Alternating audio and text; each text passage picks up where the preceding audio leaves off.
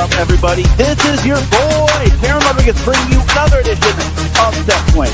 And as always, we have ourselves a jam-packed show as we have a lot of volleyball to discuss. We're in the Sweet 16 of the NCAA Women's Volleyball Division I tournament. As it was all shot except for one quadrant, Cal Poly coming out of nowhere and upsetting BYU and USC. How did those Mustangs ride high, and what can we expect from them going into the Sweet 16? Their first Sweet 16 in 18 years. Also, we have a new champion crowned in NCAA Women's Volleyball Division III. Yes, Juniata isn't going to be repeating, but who is the new champion in NCAA Women's Volleyball Division III? And the NCAA Division II Women's Volleyball Championship is going to be next week as they're in the Elite Eight. The NAI Women's Volleyball Championship is happening right now. And NCAA Men's Volleyball season is getting closer as Long Beach State has named its new men's volleyball coach. Hand me volleyball. Set that. Because I'm about to get some volleyball action here on Set Point. This is Teran Rodriguez bringing you another edition of Set Point here on iSports Radio. Your feed for all that is sports.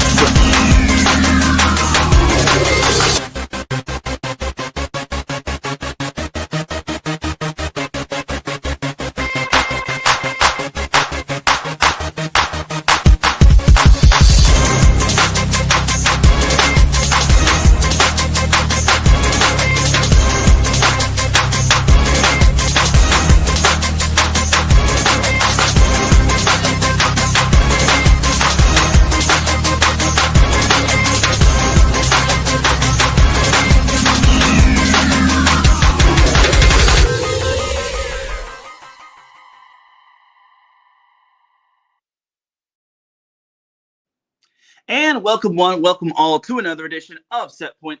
Thank you all for joining me on this beautiful Monday afternoon, Monday evening, Monday, wherever you are listening from.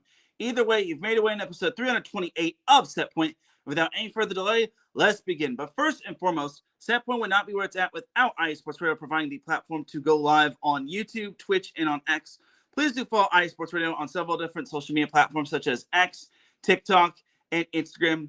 Also, make sure you subscribe to iSports Radio on YouTube. We would greatly appreciate it. We're trying to reach 500 subscribers and beyond. And with your help, we could definitely make it happen. So please do follow iSports Radio. If you're a fan of sports like basketball, football, volleyball, motorsports or auto sports, hockey, soccer, fantasy football, the list goes on and on. For the last 11 years, iSports Radio is bringing you amazing content ranging from interviewing legendary athletes, coaches, and other authorized media personnel, like I pretty much did last week, to building tailor-made sports shows dedicated to all sports around the country.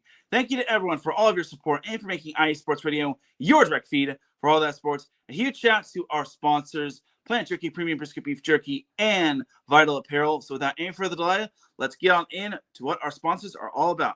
I'll see you on the other side.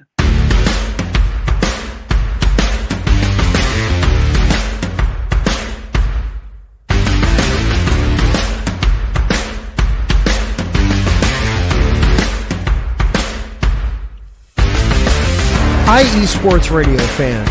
This show is brought to you by Planet Jerky Premium Brisket Beef Jerky. Planet Jerky is the official jerky of the 2022 California League champion Lake Elsinore Storm, single-A affiliate of the San Diego Padres.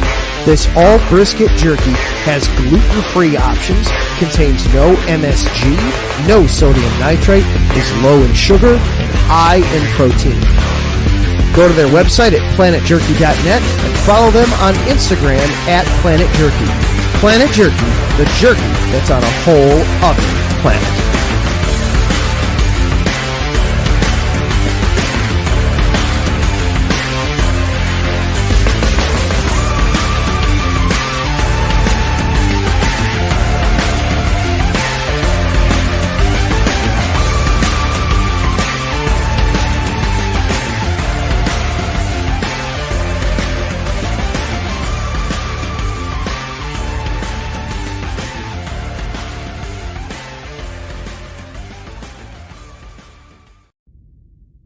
Rise and shine.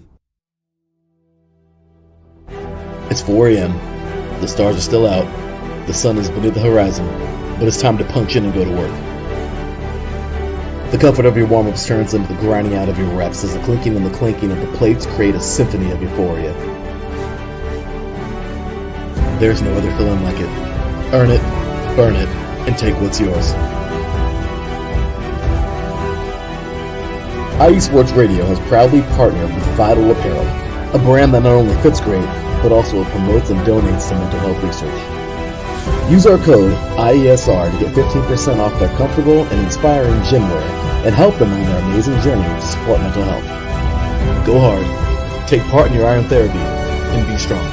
Because when your mental health is as strong as you are, there's no telling how far you'll go.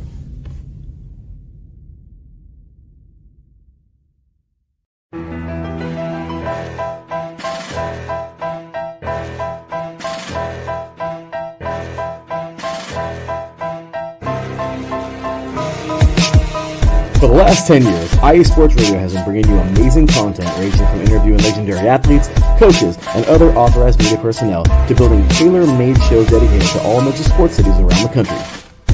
Make sure to follow us at IE Sports Radio on X, Instagram, Facebook, TikTok, and YouTube to keep up with the latest in sports and with all of our shows. Also, make sure to check out our daily updated website at iesportsradio.com. At iesportsradio.com, you can see our daily show schedule and check out all of our show pages with personal bios to learn a little bit more about each of our awesome hosts. In addition to our show pages, you can catch the IE Sports Radio blog, Hall of Fame, Fans of the Month page, and our merchandise shop including t-shirts, tank tops, caps, long sleeves, hoodies, and more. For now over a decade here at IE Sports Radio, we've continued to be by the fans, for the fans, and we thank you all for your support and for making IE Sports Radio your direct feed for all that is sports.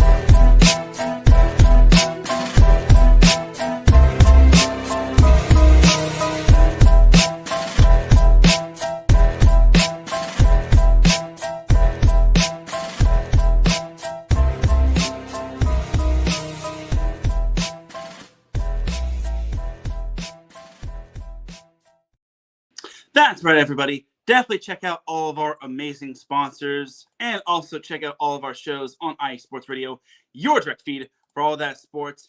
And the way you can follow Setpoint on social media is on X, formerly known as Twitter, at set_point.ie, as well as on TikTok.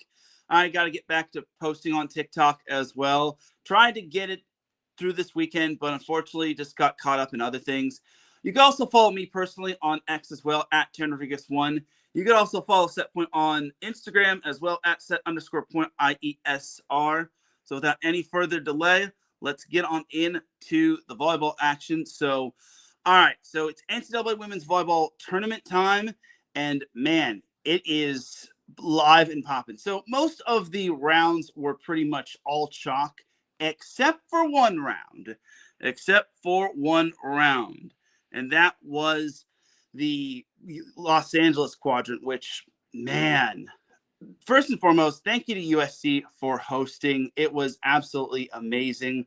I could not be more happy to pretty much be there in attendance. It was outstanding, like it's pure cinema. So let's recap the Los Angeles quadrant. So we'll start off with the first matchup, BYU versus Cal Poly. All right, this one, I don't know what everyone was thinking doubting Cal Poly, as Cal Poly, I thought they were a very, very, very, very, very, very, very sneaky team.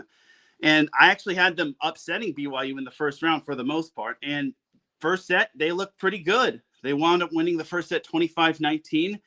And Cal Poly was just lighting it up. Chloe Lelouch was looking like her Chloe Lelouch self. She had 5 kills. And overall, this Cal Poly team just looked good.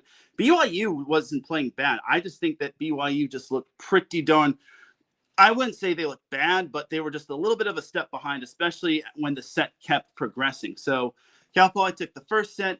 Then the second set, BYU just looked a little bit more like its BYU self. BYU took the second set 25-17. Personally, I think BYU just showed why they were a sneaky good team coming out of the Big 12. I think BYU was more ready in this set. I thought Sue Lee Davis was just absolutely on fire, as well as Claire Little Chambers. I think Cal Poly kind of got their bell rung in that second set. And then the third set, I think that's when BYU kind of started hitting their strides more. their offense was just clicking on all cylinders as Brielle Kamever, remember that name, really good middle blocker. She was just hitting at all sorts of angles on the court. BYU eventually took that third set 25-20, which kind of had me worried. I was like, okay, looks like BYU's starting to look like their BYU self. Kendall Bashir was just doing all that she can. Even when her jump serves were not hitting, I thought she was just on one in terms of her offense. Emma Frederick also kind of backed her up as well. And then the fourth set, Cal Poly, again, they started to look like Cal Poly. This was desperation time. And I'm thinking to myself, if Cal Poly pushes this one to a fifth set, I like their chances. And that's what Cal Poly did. They won the fourth set. Again, their offense was just clicking. Chloe Lelouch just rising to the occasion. Emma Frederick also rising to the occasion. Cal Poly was hitting 315 through 4 sets, which I was generally impressed about. And they were outblocking BYU 10-3, which was very impressive. And late in that fourth set, this was kind of the key. Claire Little Chambers did suffer an ankle injury. She kind of landed on someone's foot, and it kind of looked a little scary at first, but she eventually came back in the fifth set. Unfortunately for BYU, it just did not work. It wasn't enough, as Cal Poly did take that fifth set 15-10. Look, once they got a little separation, Cal Poly just was not going to relinquish that lead. And this just goes to show that they just really hit the clutch in terms of their serving. Kendall Bashir, particularly in that fifth set. I'm just going to say this. Kendall Bashir in the set 5 is probably scary hours if you're facing against Cal Poly. So overall for Cal Poly, it was a great win for them.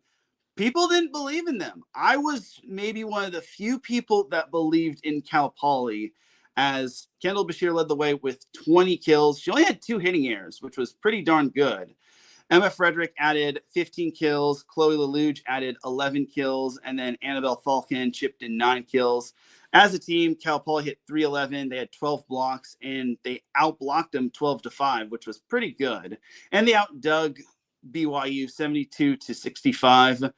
They out-aced them 7-5. And again, they missed a bunch of serves, but honestly, Cal Poly, they were just the overall stronger team. Now, again, BYU, them kind of getting their bell rung, seeing Claire Little Chambers go down with an injury. I won't say that was the big reason why BYU lost, but it was a fragment of the reason why BYU lost, as Sully Davis led the way with 18 kills. And yes, her name is pronounced Sully Davis, not Sully Davis, so that's my bad on that. Brielle Kamever added 15 kills, Claire Little Chambers 14 kills, and Sophia Callahan 10 kills. It was just not enough for the Cougars.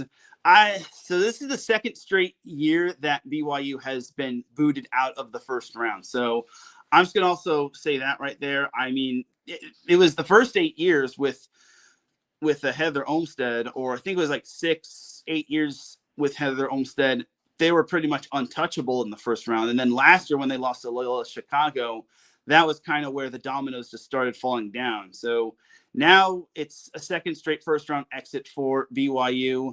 And man, that's just tough if you're the Cougars. I mean, they'll be back. I mean, their setter did hit the transfer portal. Alex Bauer did hit the transfer portal, but unfortunately for BYU, they're just going to have to rebuild. And Claire Little Chambers also graduates. So it's a tough way to go out if you're BYU. It sucks, but honestly, it is what it is. And I just thought there was something about BYU's inconsistency that really just made me think this team isn't all that cracked up to be. And I just felt that Cal Poly had the best chance to upend them, and they did so. So kudos to Cal Poly. And yeah, people now know what Cal Poly has in store for everybody. The second match was Princeton versus USC. And look, I'm just going to make this a long story short. First set, USC got off to a slow start, but then after winning that first set, they pretty much just kicked it into overdrive and wound up winning set 2 and 3 quite convincingly. So USC For being a 3-set match, they had 3 different players with 10 or more kills, being London Weejay leading the way with 12 kills, Adania Falmuina and Abigail Mullen added 11 kills. USC as a team, they hit 453, which was very nice. They had 9 service aces, 4 of which came from Mullen, 3 of which also came from Megan Verbeest. And Gala Trubin actually got the start at libero as Taylor Deckert was out with an ankle injury. It wasn't long-term, as you're about to see in the next match. But overall, this was just USC women's volleyball playing super clean for the most part. And then Princeton, they were led by Valerie Nutakor and Lucia Scalamadre, both having 6 kills. Long story short, this was pretty much not Princeton's night. But they wound up winning the Ivy League tournament, and they represent the Ivy League well. And unfortunately for Princeton, they just had a rough day at the offense. I thought maybe they could have, maybe they could have given USC a little bit of a scare because USC has a younger team than normal. But unfortunately, that was just not the case as the women of Troy advanced to the second straight round. So it was Cal Poly USC. And honestly, this was a doozy of a matchup. So not a lot of people, everybody and their mothers had Cal Poly losing in the second round or the first round. Cal Poly said, and then I took that personally, as Cal Poly took the opening set 25-19. Long story short, Cal Poly didn't trail in this set. There was only one tie as well. Cal Poly just came with a fire lit inside them, and the Mustangs just were raring to go as they had Annabelle Falcon leading the way after that first set. It was so bad. I wouldn't say it was so bad for USC, but USC just was not on its A game in the first set, as their kill leader through that first set was Riley McGinnis, not London Weejay, not Abigail Mullen, not Adania Falmuina, Riley McGinnis, their middle, which, man, USC really needed to adjust. And that's what Cal Poly does. They force you to adjust and go different ways. And that's something you don't really see from USC, especially since USC is a young team. So second set, I was thinking in the back of my mind, USC needs to win this set. They actually led 15-12 at the media timeout, but for Cal Poly, they wound up cranking it up to 11. They wound up winning the points that they needed to win. And ever since trailing 15-12, Cal Poly outscored USC 13-5, which, man, if you're USC, that set I thought slipped through USC's fingers. I thought Cal Poly was getting their way. I thought USC was making mistakes. So Cal Poly is up 2-0. And normally you see this from USC. They're dropping the first set. They dropped the first set against teams like Washington. They dropped the first set against teams like Northwestern. They dropped the first set against a team like Oregon. USC always starts slow, and that's due to them having a young team. So them being down 0-2 is just different territory because more often than not, most of the times they were down 0-2, they always lost, no matter who it was against. But then the third set, USC kind of woke up, and they eventually took the third set 25-20. They actually didn't trail, and there was only 2 ties as Abigail Mullen was just doing her best Supergirl impersonation as she was literally having to carry the team for the most part.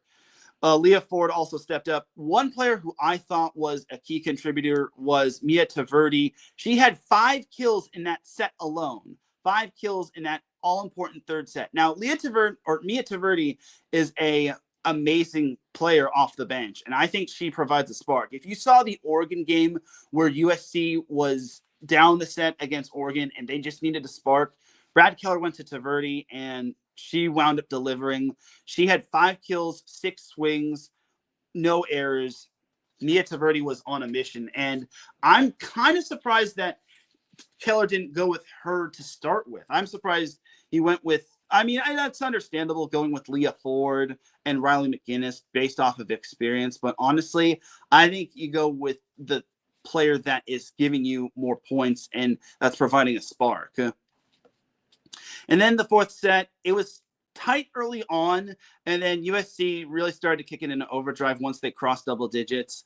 They wound up just blowing Cal Poly out of the water in set 4, 25-14, and suddenly it went 5. So, man, USC, I had a feeling USC was going to come with a little bit of sense of urgency, because if USC had any sort of pride left in them, I knew they were not going to get beaten on their home floor that easily. Because look, to be down 0-2 on your home floor is one thing to like a team like a Nebraska, like a Indiana or Purdue, but against Cal Poly, who was unseeded,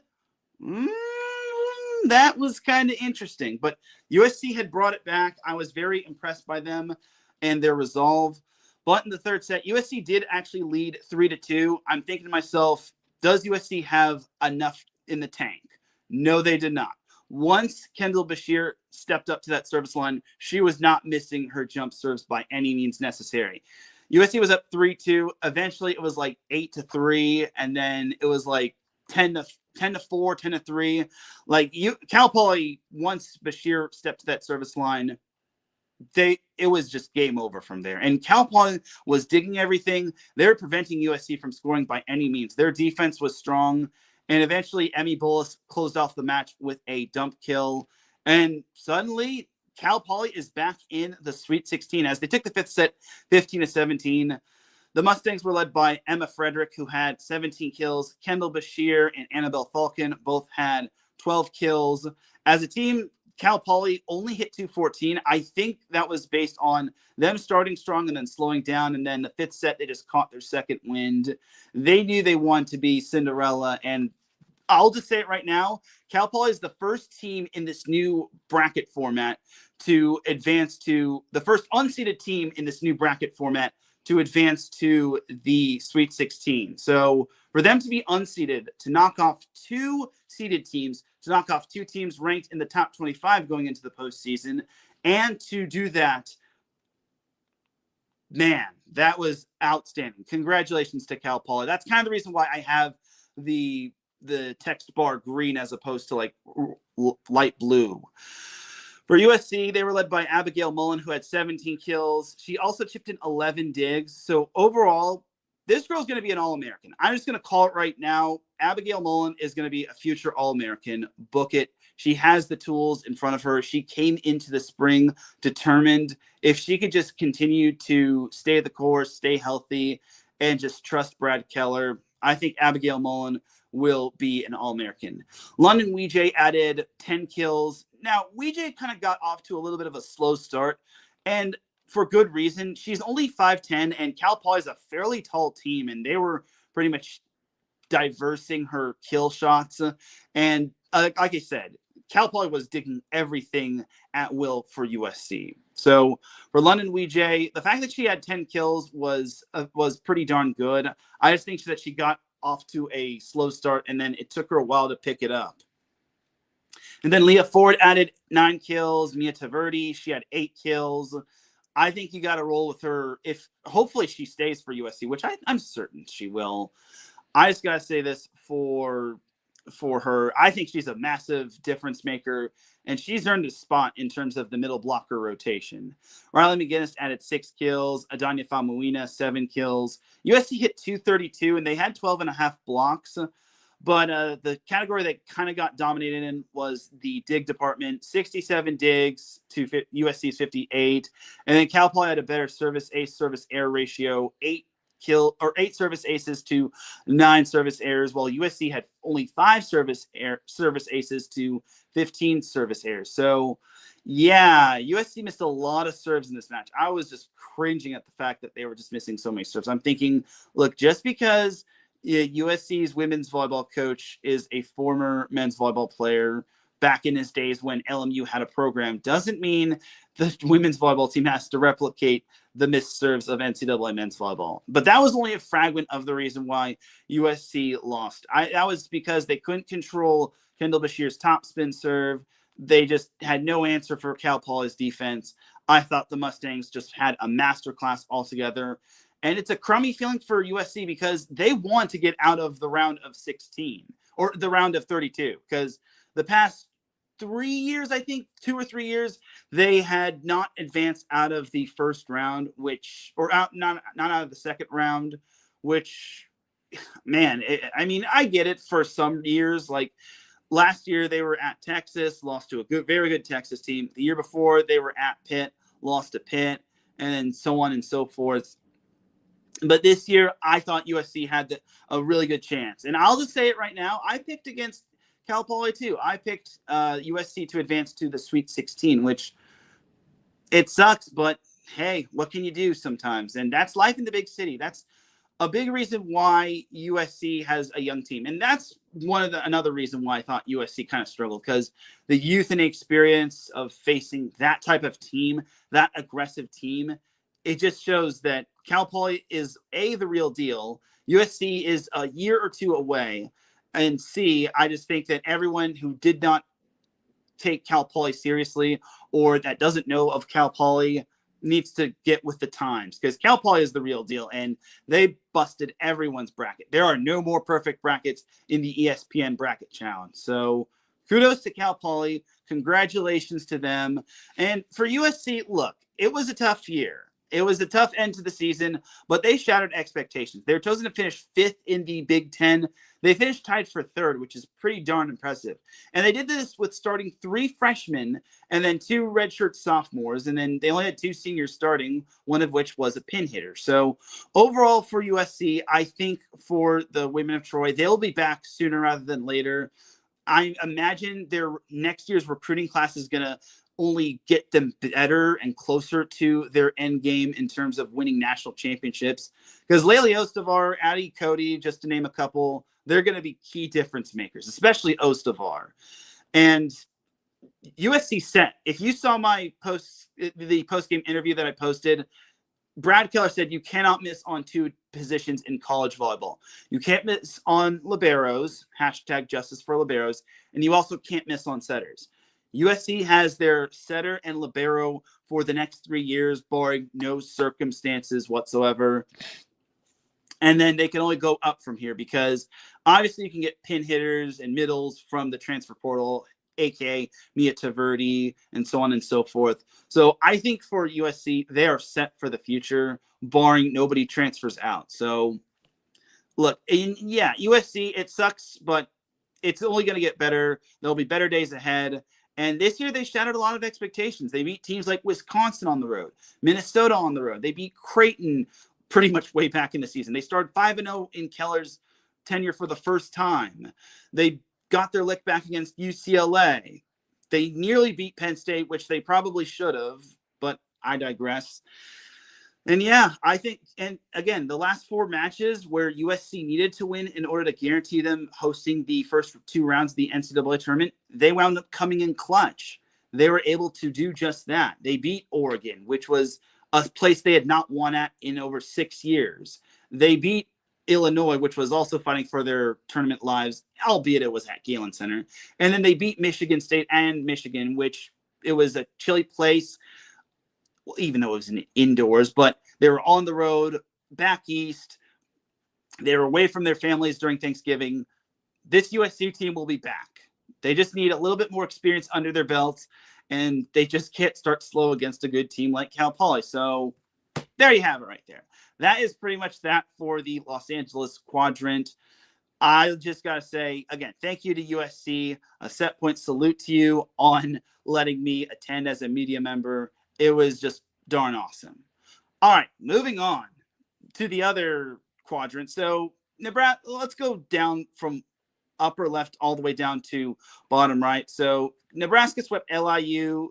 Kansas State took down San Diego in 5, which was very good. That one could have gone either way, but the Wildcats proved they belong in the NCAA tournament, and I'm glad they made it as an at-large. Miami took down Tulsa in 4. Kansas swept High Point. Texas A&M swept Campbell. TCU took down Stephen F. Austin in straight sets. Marquette took down Western Kentucky in straight sets. This was not a surprise, and here's why.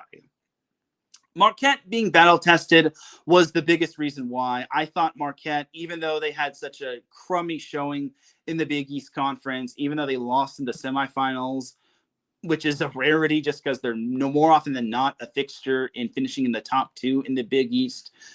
Look, Marquette, I thought, was pretty darn good in this match. They just played clean volleyball against Western Kentucky. Then closing off the lower or the upper left bracket, you had Louisville sweeping Loyola Chicago. Jumping down below to the lower left bracket, we had SMU sweeping Central Arkansas. Florida sweeping Rice, Baylor outlasting Arkansas State in 5. I should have figured that Arkansas State was going to be a matchup problem for Baylor because Arkansas State is one of the better teams that aren't from a Power 4 conference. And also, Arkansas State they have a win over Missouri, which was previously ranked, and they wound up winning the Sun Belt Conference, which is not an easy conference to win in. Then you had Purdue sweeping Wright State. You had Minnesota sweeping Fairfield. Iowa State outlasting St. Thomas in 5. That one I thought was kind of surprising, but at the same time, St. Thomas, hailing from Minnesota, did not have to travel a whole lot of way because they were playing at the University of Minnesota. So that's pretty much like a hop, skip, and a jump away.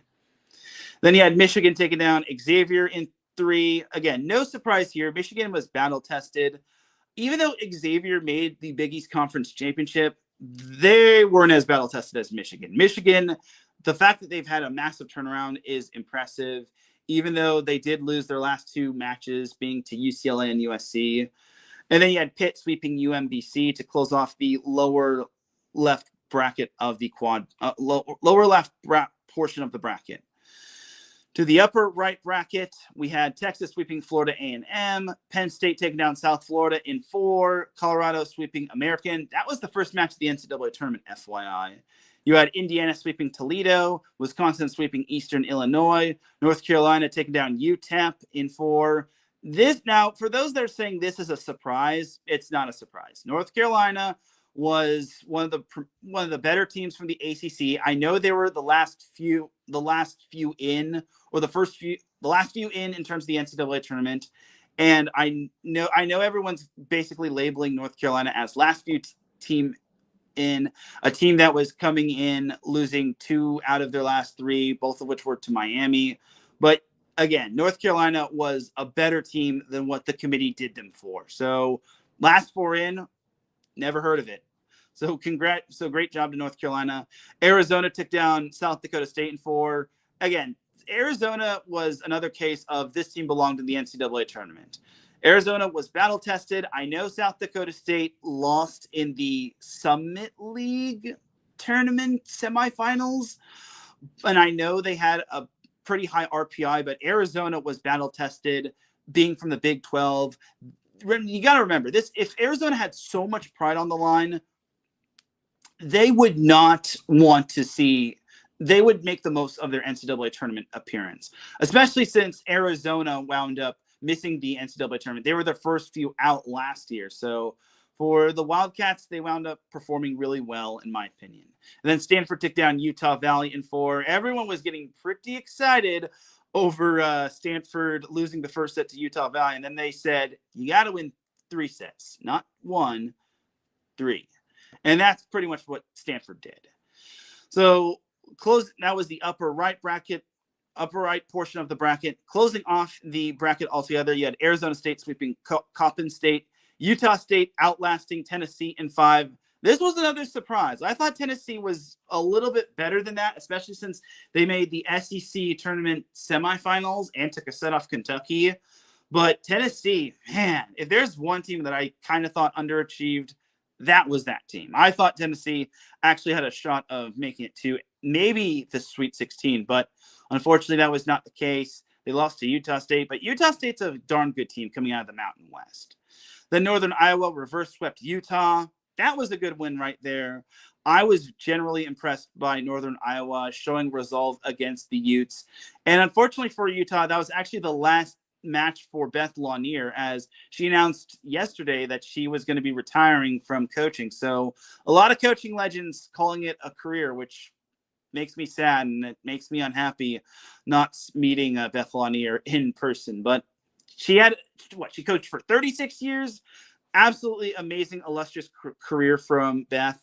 I think Utah is still in great hands. And the fact that Utah almost missed out on the NCAA tournament speaks to high volumes, because they needed to come in clutch for the most part. They needed to beat BYU and a few other teams to get in. I think they won 2 of their last 3 to make the NCAA tournament. So that was a huge, huge, huge, huge plus for Utah. Unfortunately, they just ran to one of the better non-Power 5s or better mid-major teams in Northern Iowa. And then he had Creighton outlasting Northern Colorado in 5, which, God, Creighton. I mean, some were saying that the officiating was questionable, but it should never come down to the officials. You have to take care of your side of the net. You got to take care of what you can take care of in terms of the match. And Creighton being at home, I don't want to hear the excuses. Like, if you're saying officiating is questionable, then the team is not adapting and whatnot. So Creighton, great effort from Northern Colorado. I think, if I recall correctly, Northern Colorado was the Final Four team in the NIVC, which is not happening this year, which I'll get into in a little bit. But yeah, I already went over the Los Angeles quadrant, and then UCLA outlasted Georgia Tech in 5. I had no doubt that UCLA was going to beat Georgia Tech. Georgia Tech is nowhere near as good as they have been in years past. And if UCLA had so much pride if UCLA had a lot of pride, they knew that after missing the tournament the past 2 or 3 years, they needed to make the most of this NCAA tournament opportunity, and they did so. So congratulations to UCLA. And then closing off, we had Kentucky taking down Wofford in straight sets. Now let's move on to round 2. Nebraska swept Kansas State. Not surprising there. I mean, Kansas State actually made Nebraska work. It wasn't really the cleanest match for Nebraska, but hey, a little adversity never hurts the Huskers, considering they've pretty much just blown by everybody and they have yet to lose a match. So they don't have too much adversity, but personally, I think for Nebraska, they ran into a little adversity, and it's no big deal because now they know what to clean up for the Sweet 16. And their opponent will be Kansas, who took down Miami of Florida in 4. Now, I thought Miami was actually going to win this one just because they have one of the best players in the nation, Flo Marie Heredia-Colin. But Kansas, they came out the gate on fire in the first 2 sets. Miami kind of woke up in the 3rd set, but just could not handle Kansas in set 4. And I believe that 4th set was close, but the Jayhawks, rock chalk, they advanced. And then Texas A&M took down TCU in 4, which I thought was a very good win. I thought that match could have gone either way, especially since TCU came out swinging in the first set. All the sets were decided by 3 points or less. And I think Texas A&M dodged 6 set points in the 4th set to eventually take that 4th set and dodge a 5th set. So congratulations to A&M. Tough one for TCU, but still a great showing for them regardless. And then to close off the upper left portion of the bracket, Louisville outlasted Marquette in 5. I had a feeling Marquette was going to give Louisville some sort of trouble, but that's a little uncharacteristic. Like, this is the 2nd straight year that Louisville needed 5 to get out of the round of 32 against a mid-major as well. Not that I'm saying that Marquette's a bad team. It's just that I think for Louisville, they've been on their A game for the most part, and this is the 2nd straight year that they've needed 5 to escape out of the round of 32. But who knows? Maybe Louisville can replicate what they did last year, where they needed 5 to get out of the round of 32 and they went all the way to the national championship. We'll see, though. Lower left bracket, we had SMU beating Florida in straight sets, which the 3rd set was pretty much SMU using a late run to win in overtime 26-24. I thought Florida was going to win this one, but I guess Florida just couldn't keep it together against SMU on the road.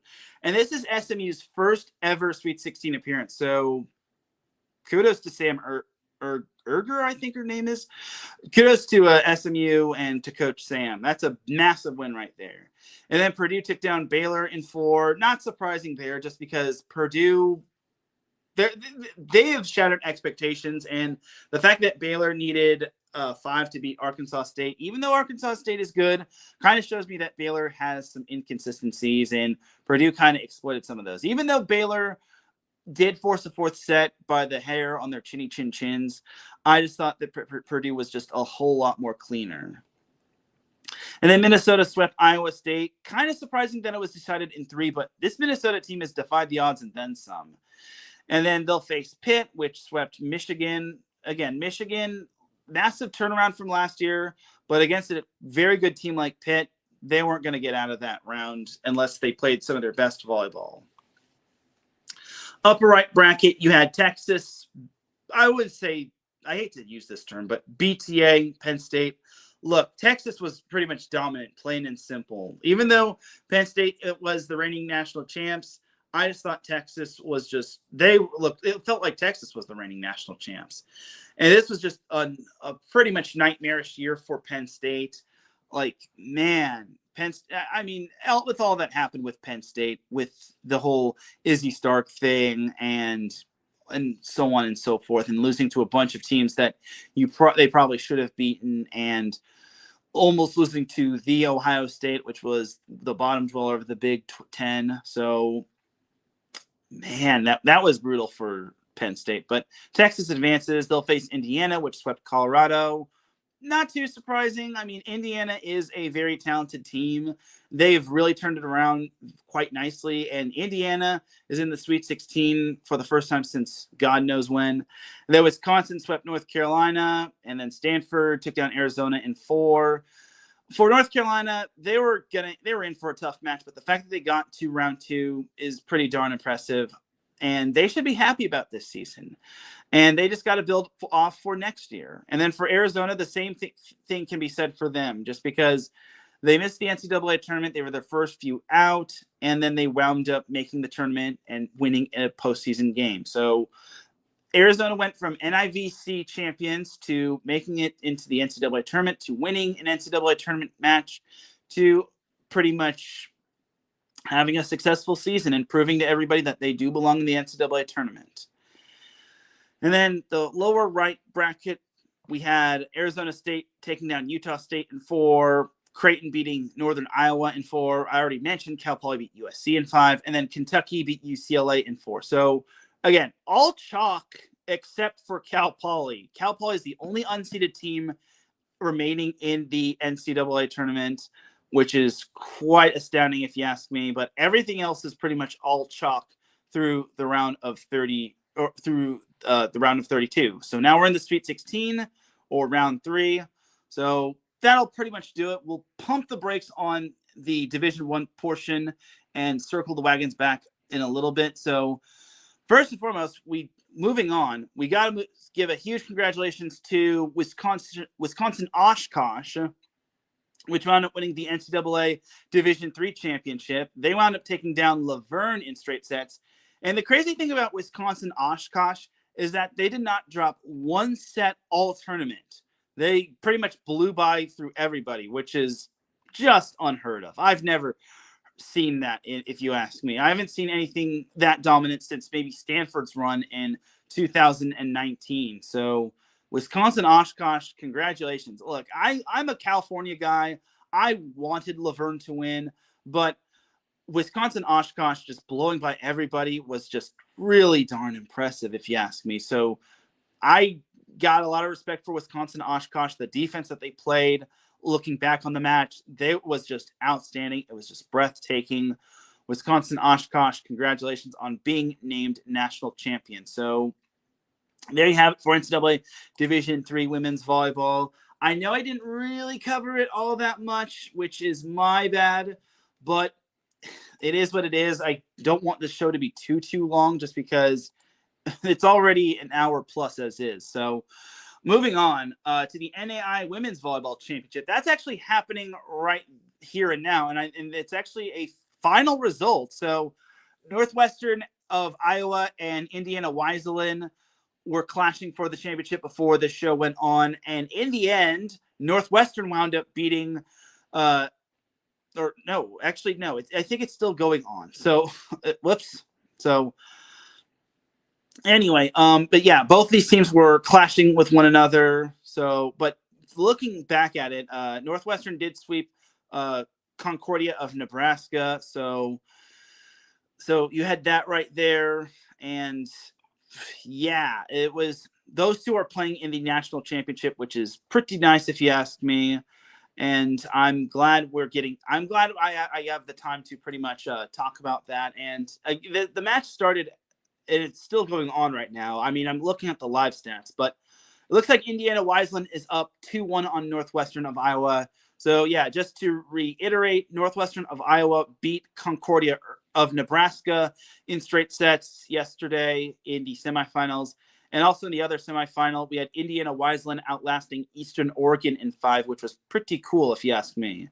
I thought Concordia, Nebraska was going to be in the final, but Northwestern is proving that they are a different breed in NAIA women's volleyball. But Indiana Wiseland took the first set 25-23. Northwestern took the second set 23-25, and then Indiana Wiseland took the third set 25-18.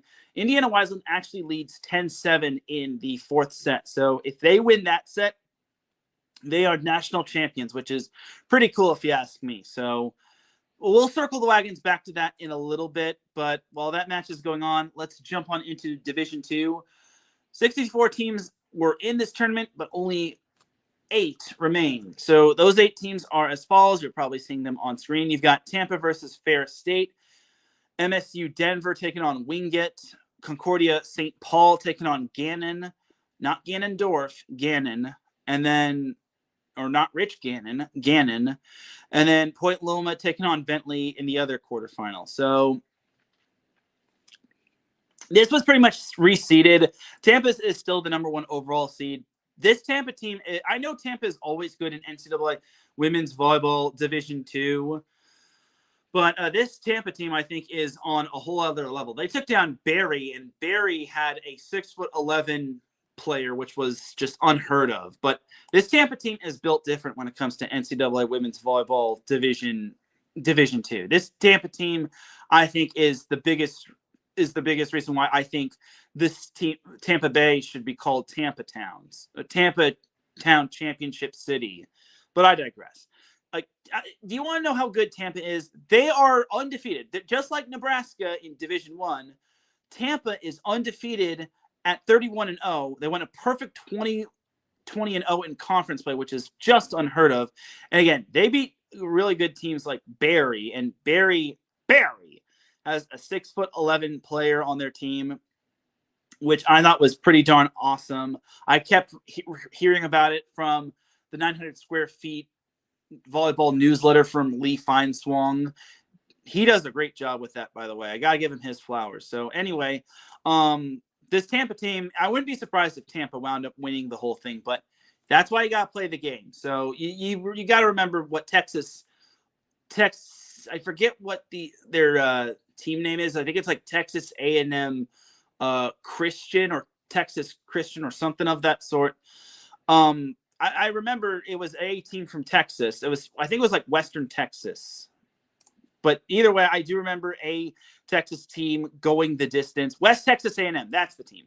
So West Texas A&M, I remember 2 years ago, West Texas A&M pulled off probably the most improbable comeback, coming back down from I think it was 24-18, and then dodging multiple match points in for the fourth set, dodging 2 match points in the fifth set, and rallying back from a 14-12 deficit to win the fifth set, which was just unheard of. Eventually, that West Texas A&M team lost to Cal State LA. This year, in terms of West Texas A&M, they wound up unfortunately losing in the second round. So tough right there, but it is what it is, and that's just life in the big city. But back to this bracket. Yeah, Tampa looks like the heavy favorite. I probably am going to be rolling with them. Maybe Point Loma. That's kind of my dream final. Point Loma versus Tampa. I mean, both Point Loma and Bentley have the same record, so I don't know what to really expect from Point Loma and Bentley, but I'm sure we're going to be expecting greatness. And then Concordia St. Paul Gannon, that one could go either way. I mean, probably Concordia, but I've been wrong before. And then lastly, MSU Denver versus Wingate. Long story short, I think Wingate's probably going to win, but it might be close. But yeah, Tampa, I think it's going to be Tampa winning the whole thing. Tampa is just playing on a whole other level. I just think that they are just too darn good for their good self. So that'll do it for NCAA Women's Volleyball Division II, and that's pretty much going to do it up until we swing things back to the Sweet 16 of Division I. So we're going to take ourselves a quick commercial break. When we come back, we've got some more NCAA Women's Volleyball Division I action, and then we've got some NCAA Men's Volleyball to discuss. So keep it locked here. You're listening to Set Point here on iSports Radio, your direct feed for all that sports. We'll be right back after this. Hello,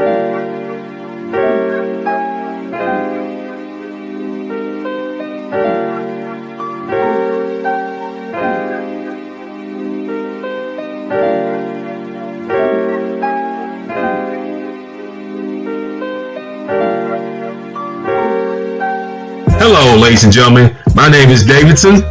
It's your boy, Dentarius Lava. And we are the hosts of Fast Break here on IE Sports Radio, where we discuss everything in the world of basketball from prep to the pros. You guys should definitely check us out, man. Sunday, 8 p.m. Eastern, 5 p.m. Pacific. We got all the basketball information you guys need, so we look forward to you guys listening in. And please do, because we are the best basketball show on this side of the Mississippi. And please do check us out on Twitter at FastBreakISR. D-Lock, where's our time again? 8 p.m. Eastern, 5 p.m. Pacific. That give you guys plenty of time on a Sunday. Tune in.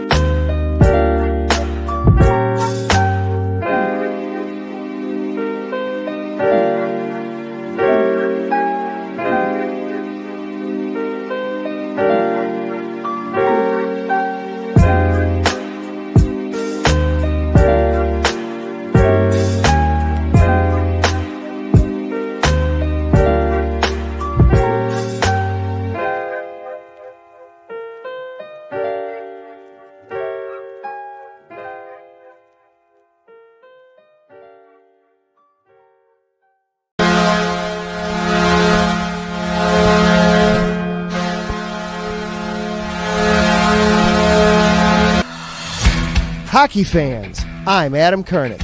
And I'm Zach Puplis. Together, we are the newest version of Hockey Talk on IE Sports Radio, The Neutral Zone. Zone. We love hockey, but we also know it's not everyone's first sport. So we want to make this show as much for new fans as for the diehards.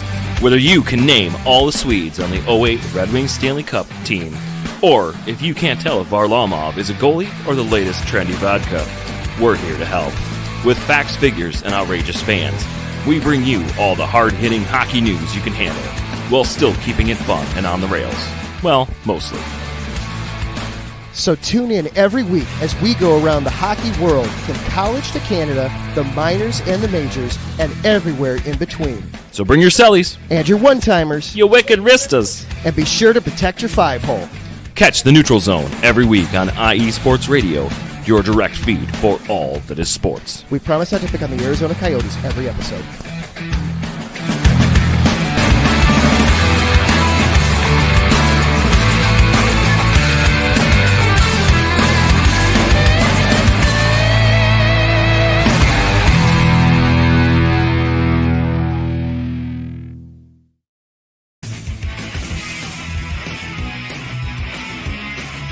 Hello, everyone. My name is Daryl Kinsey Jr., and I'm welcoming you to take another lap with the fastest show on IE Sports Radio. Yes, this is the Extra Mile with me and my co-hosts Christopher Lehman and Michael Ward. We talk everything racing from NASCAR to IndyCar to Formula One to limited hydroplanes, endurance racing, the NHRA, and more.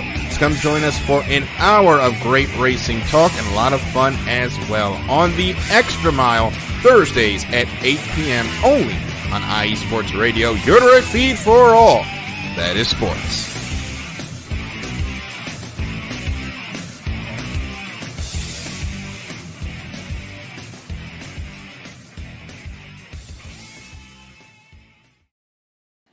And we are back with Set Point here on IE Sports Radio, your direct feed for all that sports.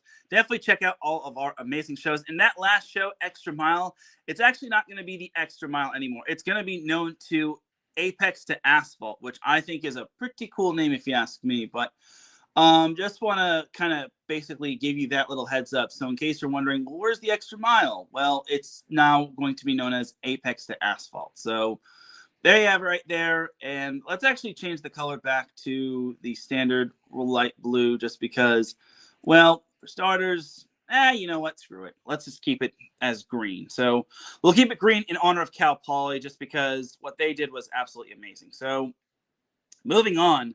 So back to Division 1. We'll circle the wagons back to Division 1 right now, and let's make our predictions for the Sweet 16. Who's going to make it to the Final Four next week, and who's going to be sent back in and watching from home? So let's go from upper left all the way down to bottom right. So anyway, so moving on. So first and foremost, we got Nebraska versus Kansas. All right. This one's going to be interesting. I think Kansas can hang with Nebraska, but let's all be honest. Nebraska, I think, even though Nebraska kind of got they had an ugly game against Kansas State, I don't think they're going to have another ugly game like that ever again. And personally, I think this Nebraska team should be able to take down Kansas. And I know Kansas has a very good coaching staff with Matt Ulmer and Matt Worley. But honestly, this Nebraska team is a freaking wagon. There's not much slowing this Nebraska team down. So give me Nebraska to take down Kansas in the Sweet 16. And then their opponent will be either Texas A&M or Louisville. This one, I think, is going to be the match of the Sweet 16. Oh, man. Dan Meskey and his upstart Louisville Cardinals after Danny Busboom Kelly left for Nebraska, taking on Texas A&M. Oh, man. A&M is good. But Louisville in the postseason, I think, kind of hits a little harder. And I'm going to be 100% honest. I'm going to pick Louisville, but it's because I want to see Danny Busboom Kelly face her old team in Louisville. I think this one will be a 5-set barn burner. I think where this one could be match of the day, whichever day it's going to be played on, whether it's Thursday or Friday. But honestly, I think this matchup is going to be absolutely amazing. So give me Louisville over Texas A&M in a barn burner. Lower left part of the bracket, we have SMU versus Purdue. All right, SMU is in the Sweet 16 for the first time in team history, while Purdue is back in the Sweet 16. So look, with all the uncertainty that Purdue had this year after losing a lot of their top players to the transfer portal, it's actually quite astounding that Purdue is in this situation. It's also the battle of the regional coaches of the year. Sam Erger winning her region, and then Dave Shondell winning his region. So, God, Purdue and SMU is another good matchup, but I'm going to go with Purdue to win this one, and here's why. I think Purdue, with all that they've been through, with all the doubt that they've silenced, I think Purdue is going to be ready for SMU. And I think Purdue has some NCAA tournament experience, and their head coach has been to the Sweet 16 and Elite 8. That said, I don't think it'll be easy by any means. I think SMU is going to throw everything in the kitchen sink at Purdue, but I think Purdue, with Kenna Woolard and company, will get the job done against the Mustangs. And then we have Pitt hosting Minnesota in the Pittsburgh Regional. All right, so look, Minnesota has been absolutely impressive this season. They've risen above all the challenges. They've lost 4 of their starters to season-ending injuries, and they are in the Sweet 16. That just shows the grit and resolve of this team. And Julia Hansen is a beast, by the way. That said, Pitt is on a mission. They've got Olivia Babcock. There's not a lot of teams that can slow down this Pitt team. So, look, I like Minnesota. I like their story, but I gotta go with the Panthers to win this matchup. And this is no disrespect to Minnesota. I love me some Minnesota. So there you have it. My boy Davidson Crooks pops in the chat room. He says, hit that like button. Thank you, Davidson. I appreciate it. Hit the like button. Help this algorithm grow. Anyway, moving on to the upper right bracket, we have Texas versus Indiana. All right, this is going to be another feel-good matchup. Indiana is in the Sweet 16, but standing in their way of the Elite 8 is Texas. Look, Texas last year wasn't really the best of the bunch. Last year, I think might be, and this is going to be a controversial thing for me to say, might have been their worst Texas team they've had in a minute in terms of women's volleyball.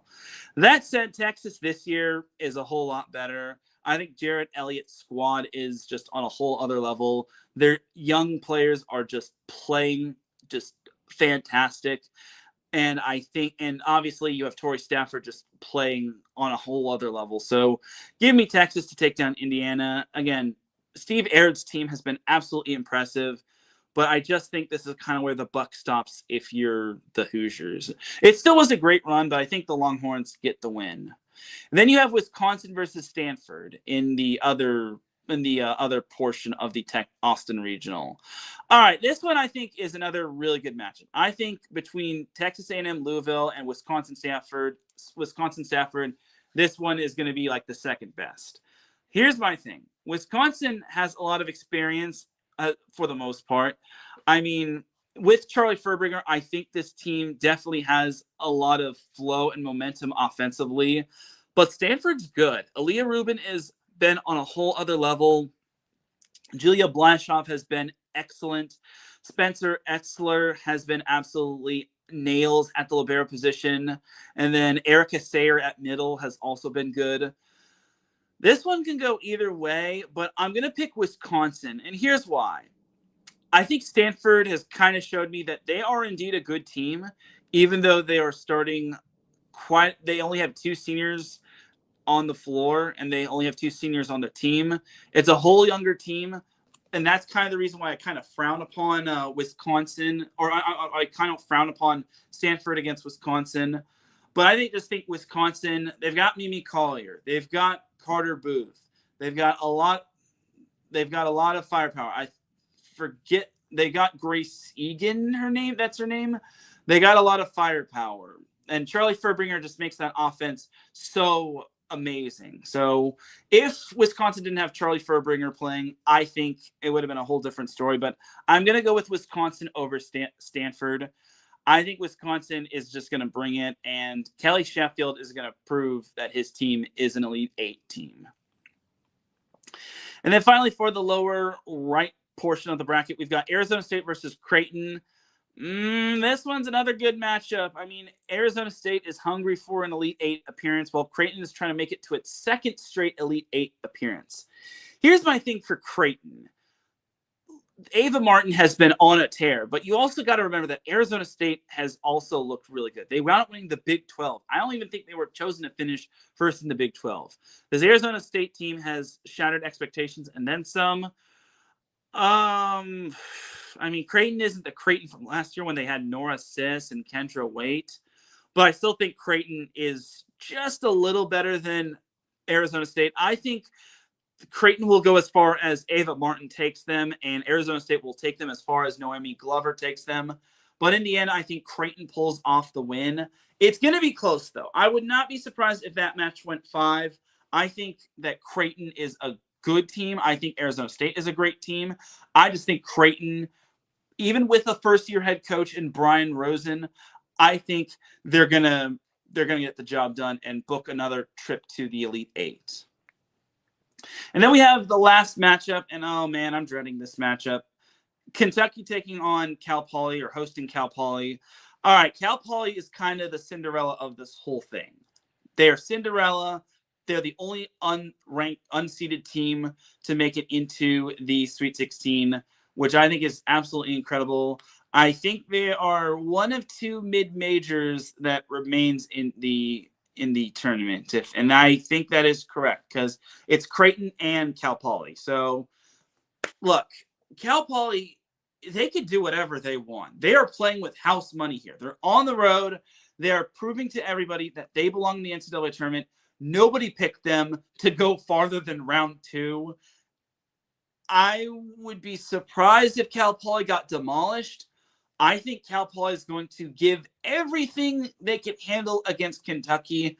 But in the end, I think Cal Poly is their run ends. I think Kentucky will win this. And I'm going to break down more of this matchup tomorrow when I'm a guest on Cats Talk Wednesdays with Terry Brown and Vinny. Vinny Hardy. Vinny Hardy, that's his name. Terry Brown and Vinny Hardy. And that is going to be live on BS3 Network. So if you have Roku, definitely watch it. So, yeah, I'll break down Kentucky Cal Poly a little bit further. But in the end, I got Kentucky advancing past Cal Poly. It does my heart no good to pick against Cal Poly. I love Cal Poly. I love the Big West. I hate having to pick against Cal Poly. But look, Kentucky other than Nebraska, Kentucky has been on a tear. Not much has slowed down this Kentucky team. So I got to go with Kentucky over Cal Poly. I don't want to hear it from Cal Poly fans. I don't want to hear it from any other fans. I won't pick Cal Poly as a lock out of respect for them just because they're the only unseeded team remaining in this tournament. And I think picking them as a lock to advance, or picking Kentucky as a lock to advance, is very cruel if you ask me. And I think that's the coward's way out. So there you go. So in the Elite Eight, I would have Nebraska versus Louisville, a.k.a. the Danny Busboom Kelly matchup. Danny Busboom Kelly would face her former Louisville team. But honestly, even though Louisville is a good team, I think Nebraska has the formula to beat the Cardinals. Again, there's not many teams that have been able to slow down Nebraska, and Louisville's not going to be one of those teams. So I'm going to take Nebraska to advance to the Final Four. I'd be generally surprised if they wound up losing. And some are actually thinking that Louisville, being under the tutelage of Dan Meskey, who is the former assistant for Danny Busboom Kelly, some are thinking that the script has been leaked out and that Louisville is going to be the one to take down the Dragon. But until I see a team beating Nebraska, I'm picking Nebraska to go to the Final Four. And they're too good to lose on their home floor. I would be generally shocked if they lost at the Bob, but I digress. Then next up, you have Purdue taking on Pitt. All right, this one is kind of, okay, I wouldn't say this is kind of obvious, but Purdue's a good team. Purdue has shattered expectations. Purdue, I thought, was going to be taking a step back based off of all of the roster turnover. That being said, this team has really shattered expectations, and I would not expect any less for them to advance to the Elite Eight. That said, Pitt still has Olivia Babcock, and I definitely can't bet against her unless she's facing a team like Nebraska. So give me Pitt to advance over Purdue. I'm not saying that because I've ragged on Purdue. I'm saying that because I think Pitt is a matchup nightmare for the Boilermakers. So give me the Panthers over the Boilermakers to advance to the Final Four. Then we have Texas versus Wisconsin in the Austin Regional Final.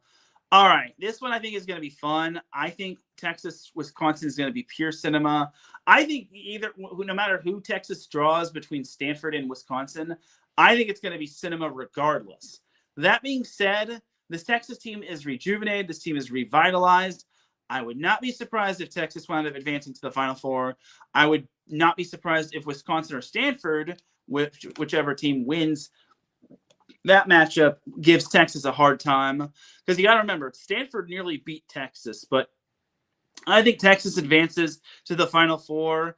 I have Wisconsin advancing to the Elite Eight to take on Texas, but I got Texas beating Wisconsin. I think no matter who Texas draws, I think with Torrey Stafford on their team, nothing's going to really get in their way. And plus, they have a fairly senior-laden group, so I think for Texas, this is kind of their moment to shine, and they got to reestablish themselves back into the Final Four conversation. And then lastly, we have Kentucky versus Creighton, the Battle of the Royal Blue. All right, so here's my thing for Kentucky. Kentucky is a good team. Creighton is a good team, but I just think Kentucky checks off more of the boxes with Eva Hudson and Brooklyn DeLay. Then you also got Asia Thigpen and Lizzie Carr. And look, as good as Creighton has been, and as much as I would like to see a mid-major in the Final Four, I got to go with Kentucky. Kentucky has been everything and more this season. They might be the best chance to knock off Nebraska. And that says a lot just because no team has had the answer for Nebraska. I mean, personally, if you all saw my bracket, you all will see who I have winning. But in the end, I think Kentucky advances to the Final Four. I know the Final Four will be all one seeds. I know it'll be all chalk. I know it'll be boring in my opinion. But honestly, Nebraska, who's slowing down? Not much is slowing down Nebraska. Pitt, I don't think will get slowed down by either SMU or Purdue. Texas, I don't think will get slowed down by a young Stanford team or Wisconsin, especially with the defense that they play. And then Kentucky should be able to handle either ASU or Creighton.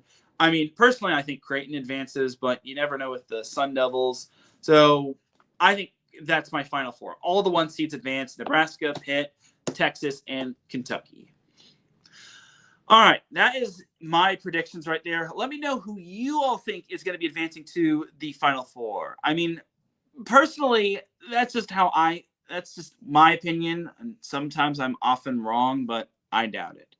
All right, that is that for the NCAA women's volleyball side of things. Now let's jump on into some NCAA men's volleyball. So last week we had a massive bombshell dropped as Alan Knipe was stepping down at the end of this calendar year as Long Beach State's men's volleyball head coach. But his replacement was reportedly and assumingly Nick McCray. That wasn't official last Monday, but the day after, it was announced that it was 100% official. Nick McCray is officially the new head coach at Long Beach State in terms of their men's volleyball team. Kind of not surprising. I mean, I would have been shocked if they went with someone else. McCray is a fantastic fit. He's an alum. He's a former ABCA Assistant Coach of the Year. He learned from Alan Knipe. He played for Alan Knipe. He bleeds the black and gold for Long Beach State. So this is the perfect choice. I don't think they could have done any better. My only thing is, will Long Beach State be able to hire another assistant coach? Because they do have McKay Smith, but Andy Reid also retired. No, not Andy Reid, the football coach. Andy Reid, spelled R-E-A-D. He retired, and I think they've got Amir Lugo. I forget this last part of his name. I think it's Amir Lugo Rodriguez, I think. I'm not entirely certain. But either way, I expect another assistant coach to come on. And John Perry's kind of their statistical analyst and their stat guy and whatnot. But in their data analyst, I think he's the data analyst. But either way, I expect Long Beach State to hire another assistant coach as well. So, yeah, but this was kind of expected news. I mean, we didn't want to officially jump the gun and say McCray was going to be officially the head coach, but it's officially official. So Nick McCray is the new head coach of Long Beach State men's volleyball. Speaking of coaching carousels and coaching NCAA men's volleyball announcements, last Thursday we had another bombshell of a coach announcing a move as Mark Pavlik announced that the 2026 season will be his last season as Penn State's men's volleyball coach. So Mark Pavlik is an outstanding coach. He's not only an outstanding coach, but he's a great guy overall. He's just all class, in my opinion, and he's just a great person overall. You just love to be around him. You love to talk volleyball with him. He gets a lot out of his players, and it's going to be tough to see him step down. So this year is basically the final year of that he's going to be coaching, and he's coached for a long minute. Like, he's coached Penn State to a national championship. He's coached a lot of his players to the pros. He's just an advocate for NCAA men's volleyball, and he and Alan Knipe are pretty much my two pillars of amazing dudes off the volleyball court. So Mark Pavlik it's going to be tough to see Penn State without Mark Pavlik, but I'm hoping Penn State gives him one last farewell tour, and I can't wait to see Mark Pavlik and Penn State when the Nittany Lions play at USC.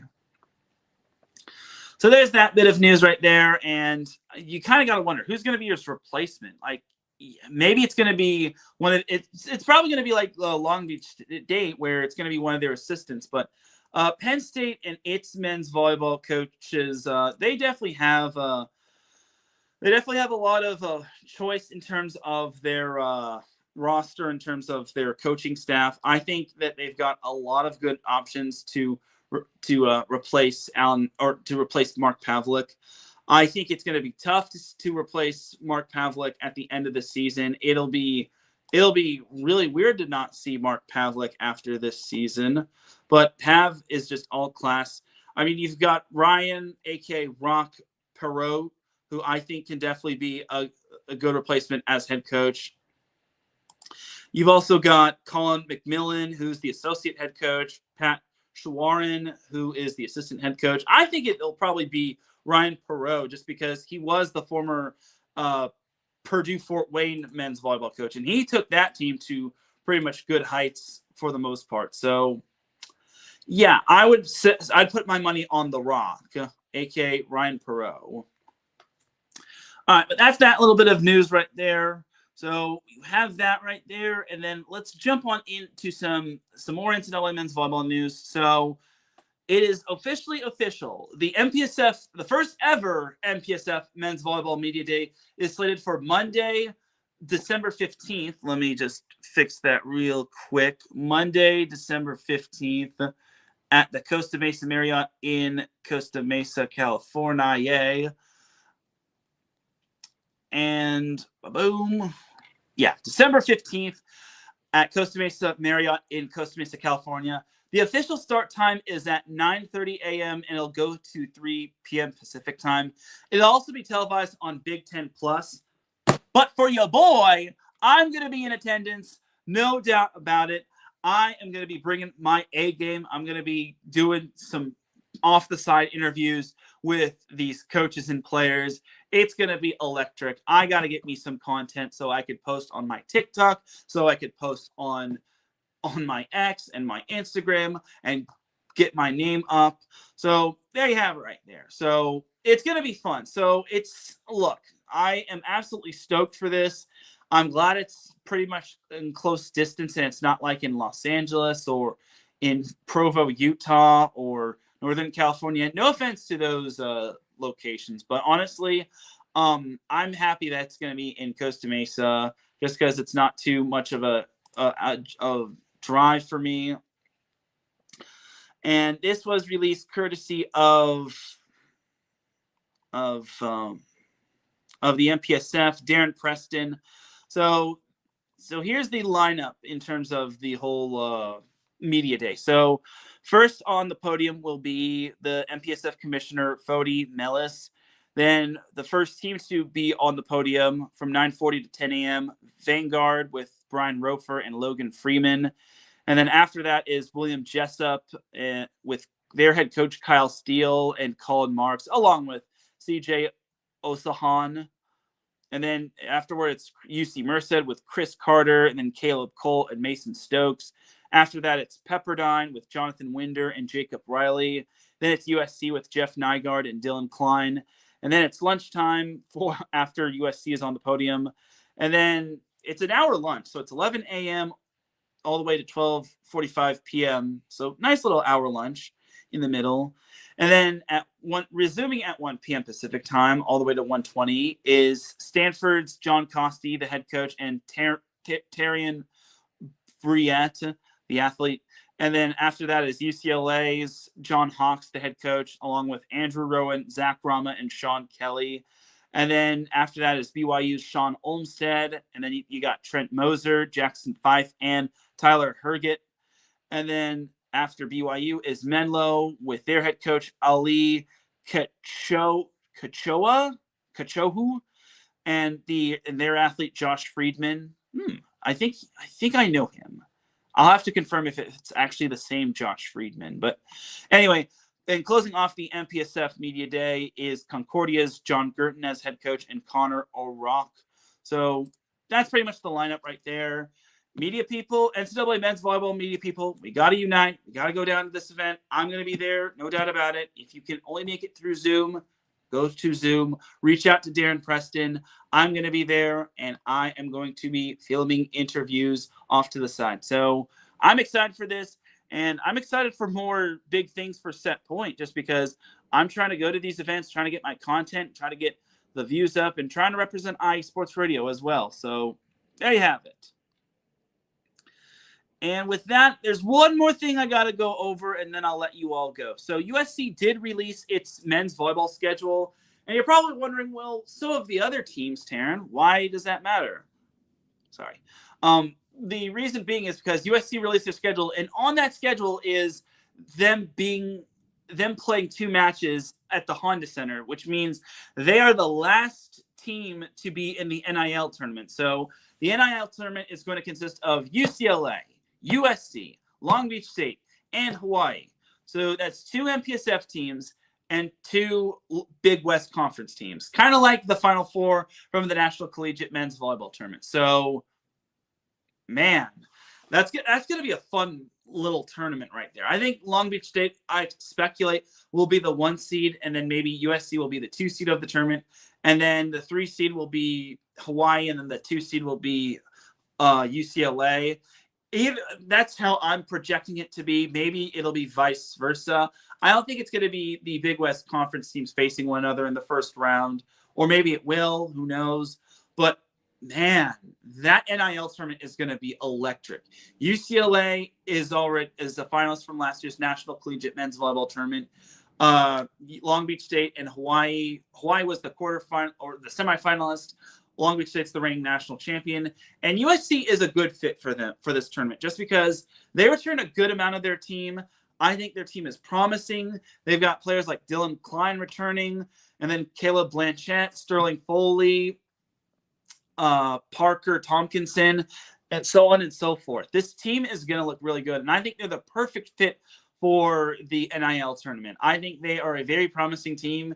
And you got to remember, they were a team that should have made the NCAA tournament if the tournament was more expanded. This is where you wish you had more teams in the tournament. This is where teams like UC Irvine should have made the tournament.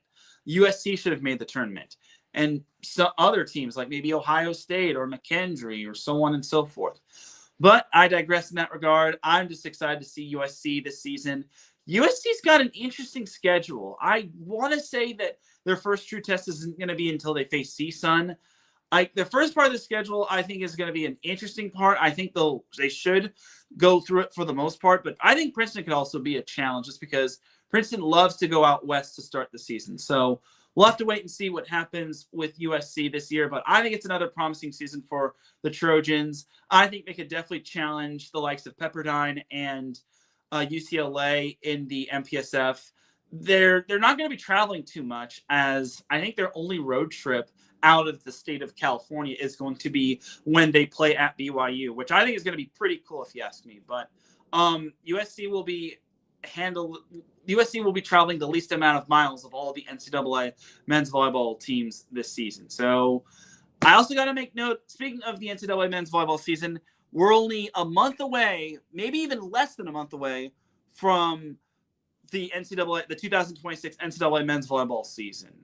And it's crazy to think that because we're already nearly through 2025 altogether. So I think it's going to be fun and exciting. I can't wait to bring you all the NCAA men's volleyball action. I'm going to do my darndest to bring you all the content and bring you the fans, what you want and what you need, because this NCAA men's volleyball season is going to be the year where it takes off, and it's also going to be the year where Set Point gets its name out there, truly out there. But on that note, that is going to do it for the NCAA men's volleyball portion of this show. And also happening soon is the MLV and the LOVB, as they've actually got some preseason. LOVB has some preseason matches, and then we also have we have the Orlando Valkyries going overseas to take on a lot of good teams, international teams, which let's just say, let's not overreact here real quick. Let's not overreact to if they win or lose. Anyway, so before we close off, we got to circle the wagons back to the NAI Women's Volleyball National Championship, where Indiana Wesleyan took down Northwestern of Iowa in 4 sets. So congratulations to Indiana Wesleyan on winning the NAI Women's Volleyball National Championship. They wound up winning the 4th set 25-19. As Indiana Wesleyan was led by Eva Joldersma, who had 20 kills. Marissa Mullins added 15 kills, and then Shay Williams added 14 kills. As a team, Indiana Wesleyan hit 260. They didn't have a service ace. It only missed 4 serves. And they had 9 blocks as a team, and then they had 74 digs. Northwestern of Iowa was led by Stella Winterfeld, who had 20 kills, while Riley Franken added 10 kills.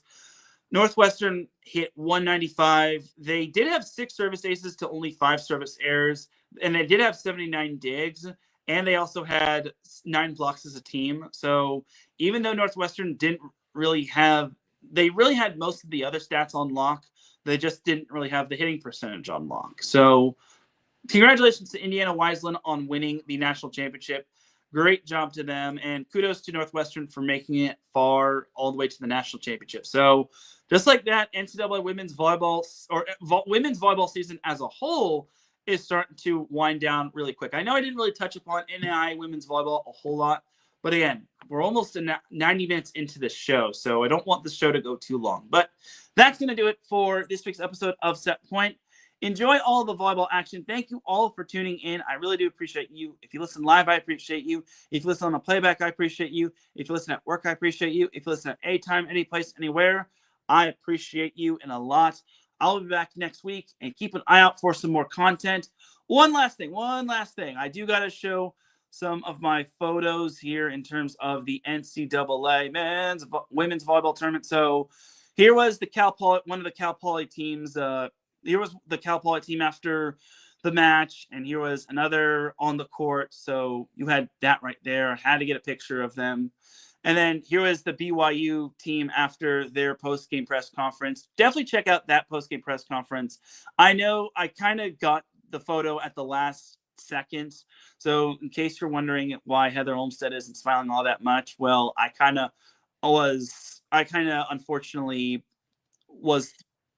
got the picture at the last second, but there you go. And then there's pretty much the display board where the final score is Cal Poly winning set 5, 15-7. And then you look at that NCAA display board. Champions win here. Thank you for attending. Thank you for having me again, Set Point. And then this last photo is, I know it's kind of cut off, but it's a picture of me and Danny Busboom Kelly back when Nebraska played at USC. She gave a little thumbs up, which I thought was pretty funny. So she is one of the few coaches that I've interviewed this season that is still alive in the NCAA tournament. So there you have it right there. Just wanted to show those little photos. But until next week, have yourself a great rest of the week. Enjoy all the volleyball action. Season's winding down in terms of the women's side of things, but men's season is right around the corner. I will see you next week. And once again, keep an eye out for the content on Set Point. Good night, everybody. Peace and blessings.